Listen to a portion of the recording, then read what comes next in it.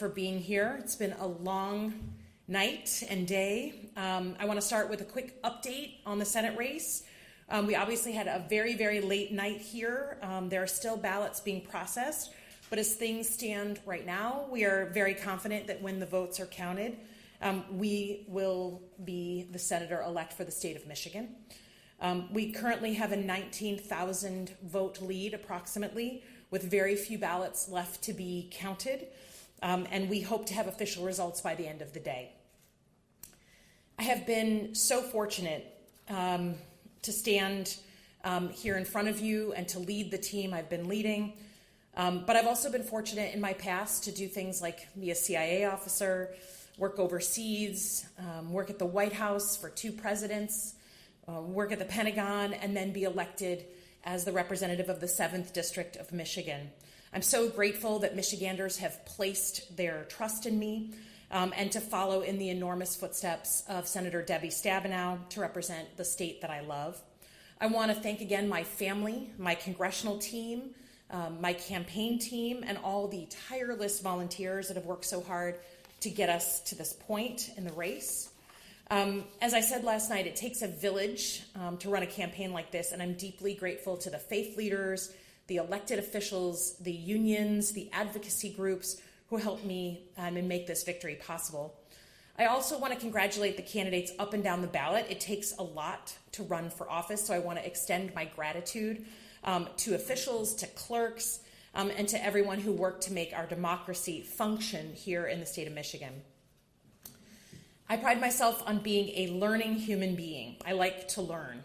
And over the last 20 months, I've been lucky enough to travel across the state and hear directly from Michiganders about the real struggles that they're facing in their communities, and I want to continue to hear from you. I pledged throughout this campaign that I wouldn't just turn up in election season, and that commitment remains. I will continue to show up, to listen, to show up again.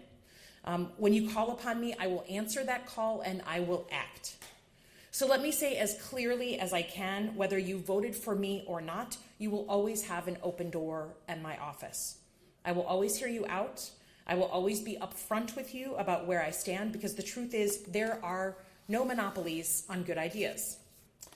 My job as an elected official is to fight for Michiganders, Republicans, Democrats, Independents alike.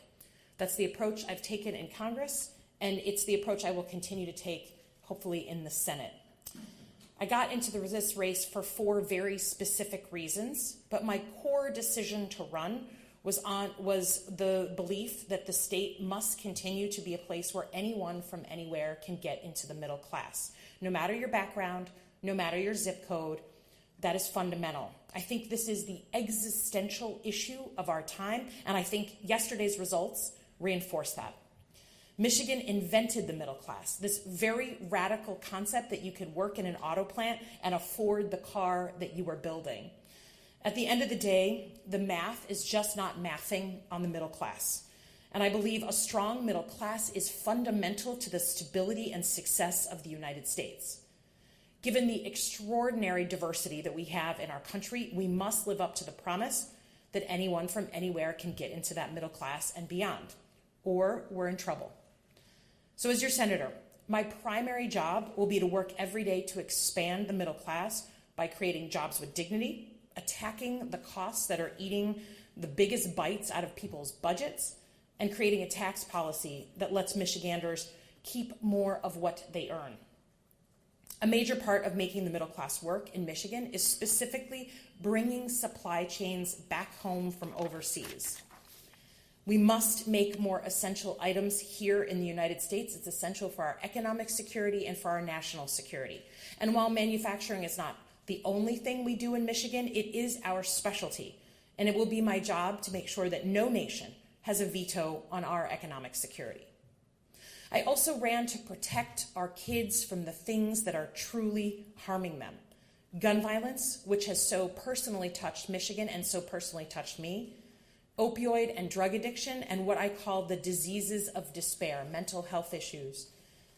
But just as fundamentally, I ran for the Senate to protect our rights and our democracy, including what I now believe to be one of the fundamental flashpoint issues of our time, a woman's right to choose where and how she starts a family.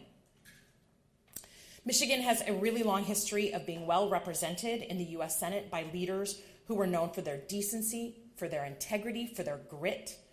I am very cognizant of the fact that if everything works, on January 3rd, I will be stepping into the shoes of one really amazing leader, my dear friend and mentor, Senator Debbie Stabenow.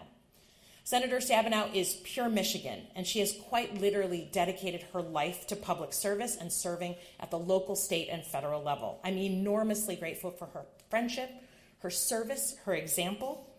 And as the first woman ever elected federally from the state of Michigan, I can't tell you the debt of gratitude I have. I stand on her shoulders. There are few leaders who have done more to pass the torch responsibly. And there's no question that for me, this marks a moment of generational change. If I have my facts right, I will be the youngest Democratic woman in the U.S. Senate. I will also be part of a new generation of elected leaders that cut their teeth in politics in the post-2016 era. And I want to follow that thread for a moment. I used to have no interest in running for office. I spent my life in national security, working for whoever was my commander-in-chief. But the tone and tenor of politics changed so significantly after 2016 that a generation of us across the country decided to run. And we bring with us a different approach. I believe to my core that leadership is about knowing what issues you must compromise on and knowing what issues you must never compromise on. This new generation isn't afraid to work across the aisle. It's our mandate, because we will always look for practical solutions, no matter which party they come from. Our first priority is to deliver for our constituents and the people we represent. And as someone who comes from a national security background, I will always be biased towards action, not just navel-gazing or admiring the problem. Let me be clear. When it comes to the fundamental issues of our democracy, our rights, our systems of checks and balances, I will not give an inch. To that end, I pledge to follow in the footsteps of Michigan's great legislators, Debbie Stabenow, Carl Levin, Phil Hart, leaders who fought relentlessly for their values, worked with integrity to find common ground, and who always put Michigan first. Last night, the presidential election certainly did not go the way I would have hoped. I'm grateful to Vice President Harris for her leadership in this race. Donald Trump and I were both elected by the people of Michigan. Tens of thousands of Michiganders voted for Donald Trump and Elissa Slotkin on the same ballot. And it is my responsibility to get things done for Michiganders, no matter who's in office, just as I did in President Trump's first term. I'm a problem solver, and I will work with anyone who is actually here to work. As your senator, that will always be my first priority. I wanted to end with a note about how we move forward as Michiganders and as Americans. We all know that it's been a tough election season and a number of years before that. I believe in my bones that America is at its best when we have two healthy parties that push and pull and debate on issues of policy and substance and make our laws better. That's what our founding fathers intended, and it's what makes our country great. But we all know that's not what we've had for the better part of a decade. We all know that we're better as a state and as a country than our politics currently represent. But I'm heartened by the fact that we've been through difficult periods in our country's history before. This is not the first time that politics has created tension in the United States of America. We've always gotten through those periods with two things: engaged citizens and principled leaders.